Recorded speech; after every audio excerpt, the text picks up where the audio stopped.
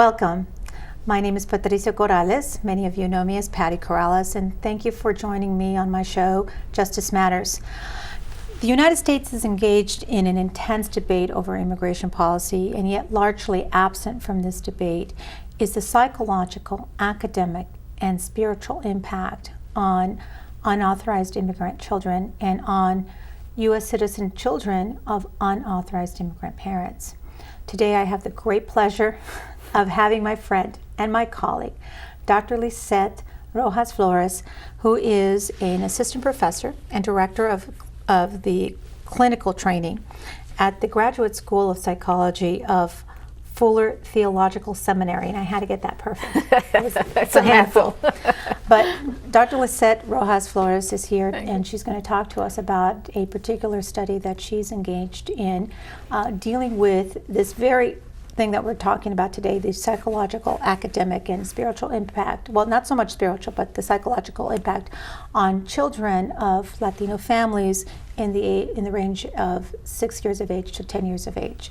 Lisseth, welcome. Thank you. And thank you for coming and sharing your knowledge and talking to us today about the particular program that you're handling. I think it actually is a research project, right? It is indeed. It is. And if you could, can you share a little bit about who you are, what you do, and about your research that you're conducting with our community? Yes, thank you.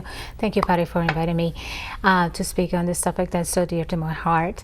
I am a clinical psychologist, a licensed clinical psychologist, but I'm also a professor, like you mentioned, at a Graduate School of Psychology, where I teach and I also do research. And my particular research passions are around the area of family functioning and children's functioning.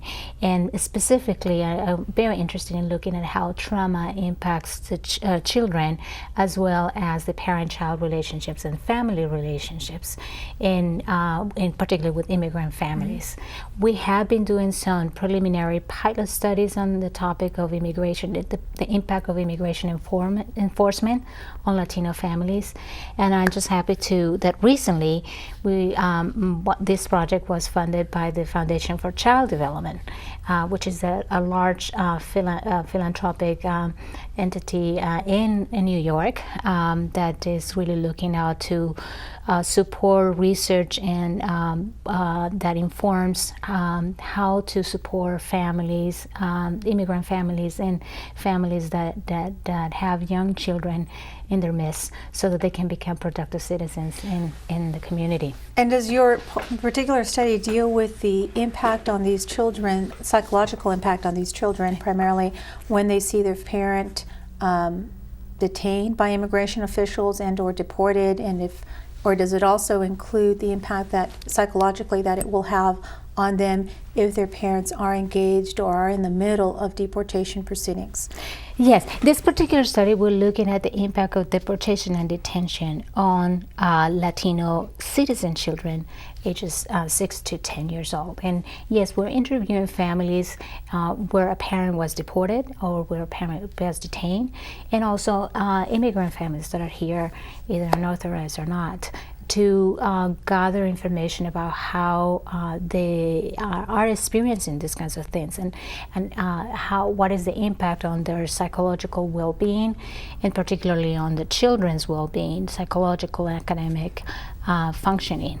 Have you had an opportunity to interview some of these families? Yes. And tell us, because I can imagine as a mother and as also a person of immigrant myself, I come from Bolivia, that I can imagine the separation due to detention or deportation of a parent does have a psychological impact on a child. But what I'd like to know is, how severe is that impact, and is it something that experience, traumatic as it is, would that forever scar a child? And share with us what your interviews with these families have shown, and what your interviews have shown, and what evidence you have that has demonstrated what sort of impacts that detention and deportation has on these children. Right. Patty, I think what's important to know is that we know from clinical experience and we know from research that child separation from parents inevitably has an impact on children, and often is negative. Now, when you think in these situations where there's forced separation due to detention or deportation of a child, those experiences can classify as traumatic experiences that can lead to big problems, big mental health problems such as depression, anxiety, post-traumatic stress disorder, and other issues in these kids if not treated well. But not every traumatic experience leads to post-traumatic stress disorder. Absolutely, absolutely. Remember, a traumatic event is a major sudden event that you can witness, experience, or hear about it, but where you feel utterly powerless. And it has tremendous impacts on different aspects of your life, emotionally, psychologically, relationally, spiritually. You could have some problems, some issues that you have to work through that. Now, some kids or some people go on to develop very serious problems around these particular areas affected by these traumatic experiences, and they might end up with a post-traumatic stress disorder. But you're right, not everybody does. And what is crucial and what we've seen is what kinds of supports, what kinds of personal as well as social supports are available for anyone, in particular, now that we're talking about kids, in those situations to be able to cope with such an overwhelming event, traumatic event. What we find often is that if there's not those kinds of supports, if there is already some baggage and a couple other risk factors, that it potentially can lead to developing a more serious mental health problem. Now, your study focuses on what would be classified as mixed status families. That's right. Children who are born in the United States, right. Children. U.S. citizens children of unauthorized immigrant parents, That's right? Correct. Right. So these children, how, ages 6 to 10 in your study, how does seeing your parent detained or deported or knowing that they can be deported impact them academically? When you experience a traumatic event, you can develop anxiety. You start worrying about what might happen. You are preoccupied with all these thoughts about something terrible is going to happen, and that compromises the way that you pay attention in school. So oftentimes you see the kids not being able to pay attention in schools because they're afraid that, their mom or their dad will get picked up and they're going to come home and there's not going to be a parent for them.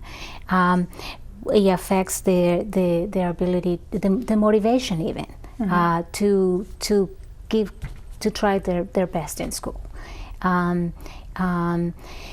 It can affect even learning. We know that trauma affects the way that you process information, again, because your energy is somewhere else.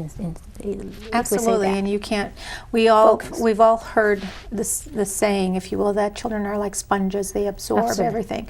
Well, they also absorb negative things, Absolutely, just as much as they absorb positive things. So Right. if they see something so traumatic as a parent being detained, they come home and find out that their mom or dad have been deported. My goodness, what an enormous impact that can have Right.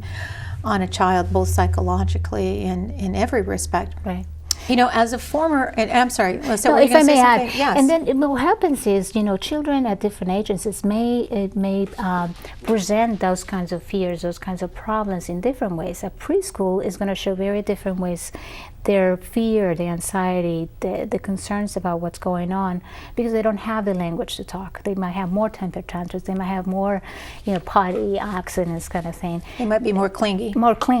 Whereas an adolescent might choose to withdraw and not go to, not want to hang out with friends or get more irritable, signs of potential depression, those kinds of things. So it's important to keep in mind that a child will respond to these difficult, stressful events in different ways depending on the age group where they are in the developmental stage. Now, your study focuses on Latino families, Yes. and I want to talk a little bit about something, and that is, I've When I was with Department of Homeland Security as an attorney for Immigration and Customs Enforcement, I have to say that I was very proud of the work that my agency did, and I was very proud of the work that my colleagues and I did, because I do think we truly do look at the impact that deportation has on families.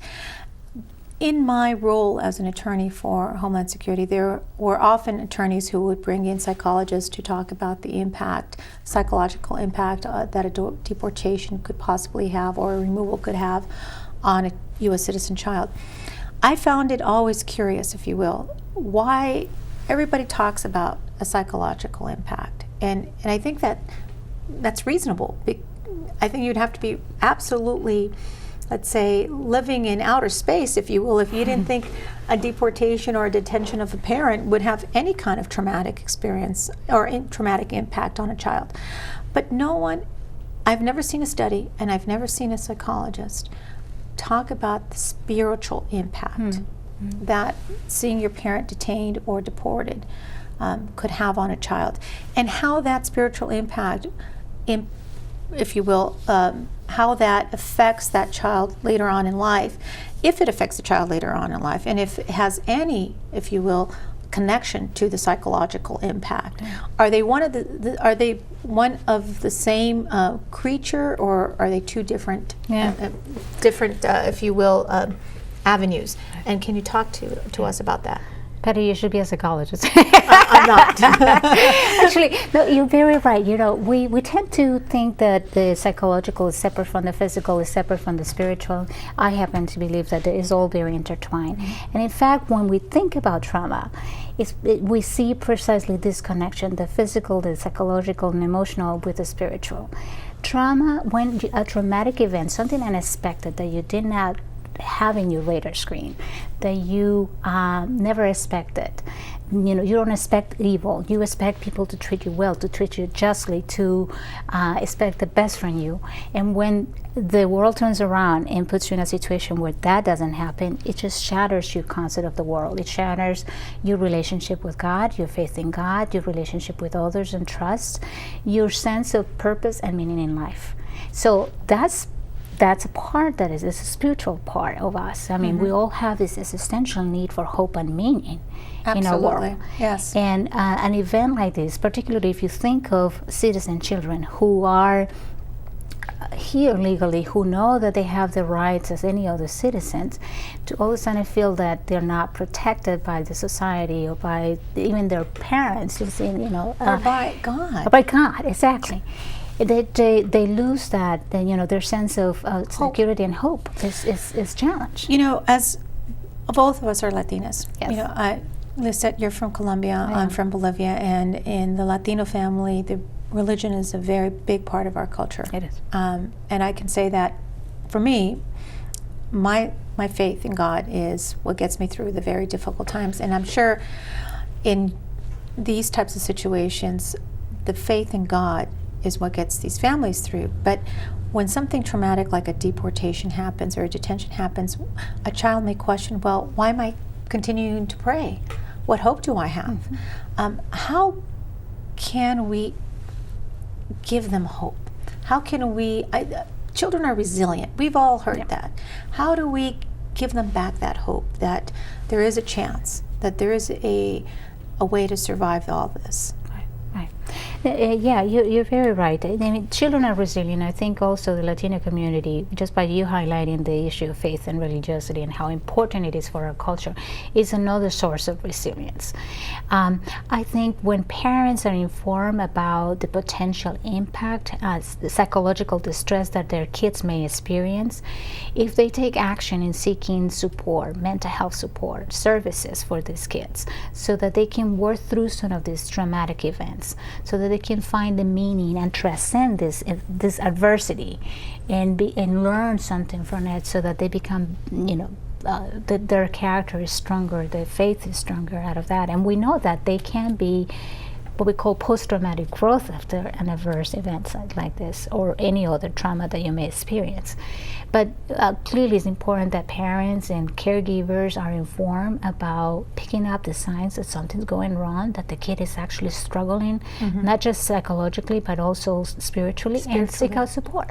Seek out support from mental health agencies, seek out support from the church, from other family members. But I think what happens, though, Lisseth, really is, even though these children who are born in this great country are citizens, they're afraid. They're afraid to tell their parents that something's happening with them, or they're afraid because if they do seek out this support, what happens? Are we now exposing ourselves to immigration officials? Are we exposing our families, our tios, our tias, our papis, our mommies?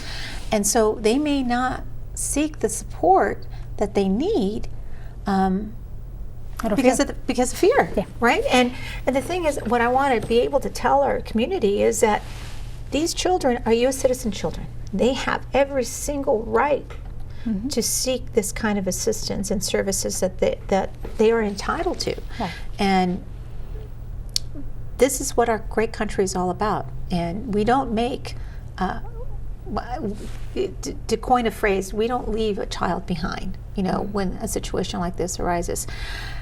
How can we get parents to understand that they can seek this support, that their children are eligible, if you will, for these services? How can we give them that sense of the community is here for you? Well, I think, your program indeed is doing that. It's educating about the needs and about the resources that are available. There are community mental health agencies in pretty much any community that offer low cost or free services sometimes for these kids. There's also web resources that they could tap on and learn more about the signs and that will give them ideas on how to talk to children about difficult events that their family might be experiencing. The church can be another source of support for Latino families. The church is a very big, a big sense of big sense of support. But are there any resources that you want to alert the community to that they could go to seek, to find out a little bit more about what symptoms to look for in their child, where to get resource information, that kind of thing? Yeah, I will definitely point them to a fantastic resource. It's called the National Traumatic Stress Network. If you Google that, National Traumatic Stress Network, you can find that there are quite a number of resources for educators, for caregivers, or parents, for professionals around the issues of trauma and how to talk to children, how to identify potential symptoms of trauma, and how to be a source of support to children in these kinds of situations that are available both in English and Spanish. It's a fantastic resource. That's wonderful to know. And tell me, is there hope?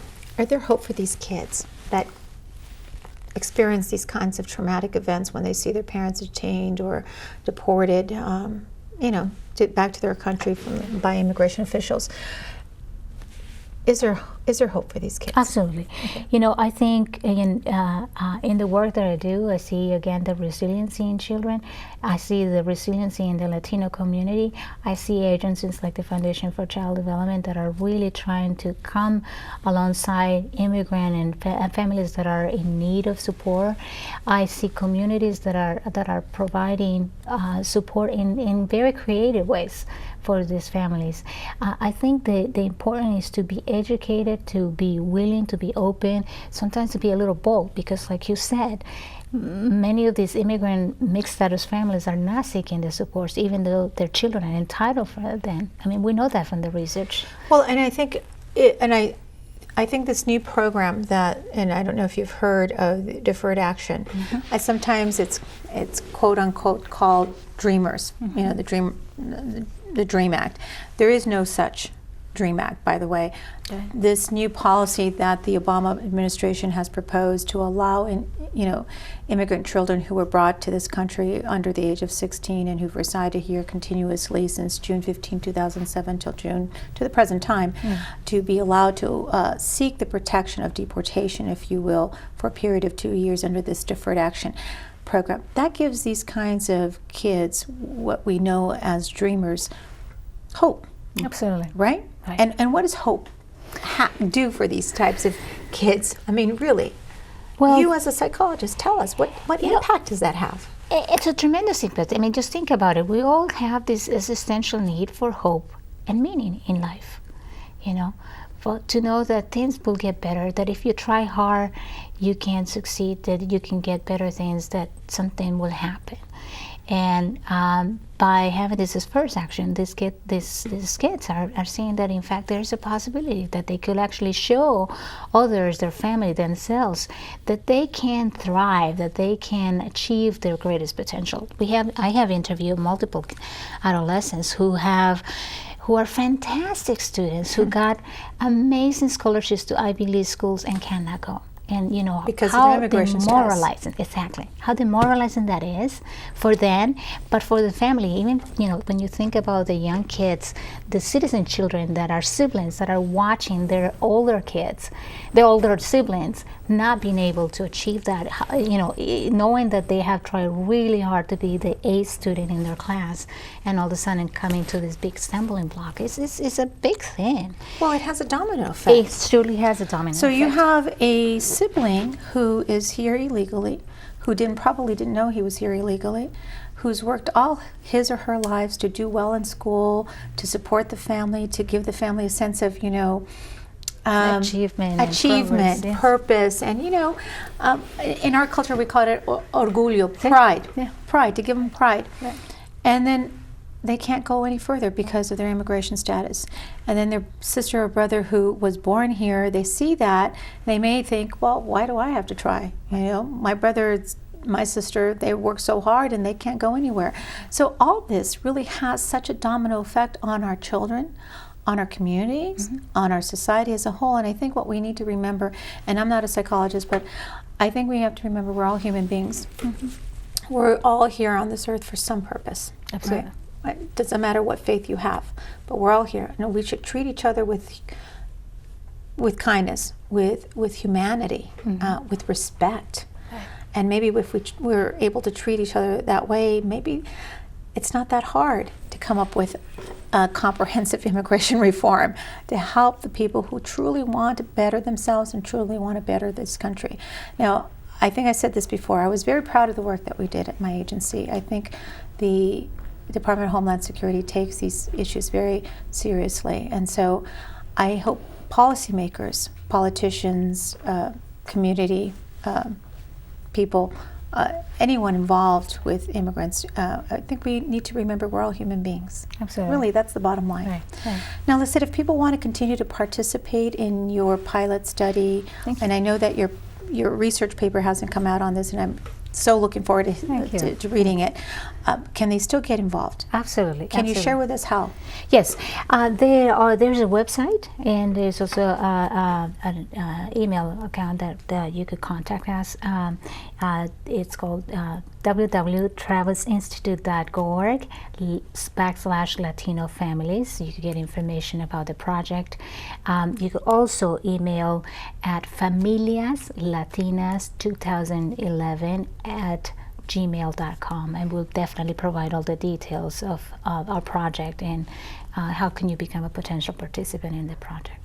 Thank you, Lisseth. Thank you so very much for joining me. Thank you for being my friend. Thank you. Someone I'm very proud of. And again, if any, I thank the community for joining us today on my show, Justice Matters. If anyone ever has a question relating to immigration issues or wants a little bit more information regarding the study that Dr. Lisseth Rojas-Flores is putting forth, feel free to contact me at patricia.m.corrales@gmail.com. Thank you again for joining us, and God bless.